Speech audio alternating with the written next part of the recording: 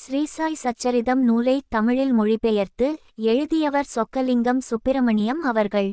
இன்றைக்கு தமிழில் படிக்க தெரிந்த சாய் பக்தர்களின் கரங்களில் தவழுகிற சச்சரிதம் நூலை தமிழில் கொண்டுவந்த பெருமைக்குரியவர் ஐயா சொக்கலிங்கம் சுப்பிரமணியம் அவர்கள். இவர் 1944 ஆண்டு புதுக்கோட்டையில் ஜனவரி 19 நாள் பிறந்தார். தந்தையார் சி. சொக்கலிங்கம், தாயார் வேதாம்பாள். இவரது துணைவியார் பெயர் யோகராணி. இவருக்கு 2 குழந்தைகள், லட்சுமி ரம்யா, சாய் கதிரேசன். சிவில் இன்ஜினியரிங் படித்தவர். படிக்கிற காலத்திலேயே சாயை மீது பக்தி ஏற்பட்டு அவருடைய வாழ்க்கை வரலாறான சச்சரித்திரத்தை தமிழில் மொழிபெயர்த்து தந்தார். இவ்வாறே கபர்தேயின் டைரி குறிப்பு, இன்கிரெடிபிள் சாய்பாபா, சாலம் பிளெட்ஜ் போன்ற நூல்களை தமிழ்படுத்தி தந்தார். இவர் மிகவும் பக்தி உள்ளவர், அடக்கமான சாயி பக்தர். எளிமையை கடைசி வரை பின்பற்றி வந்தார்.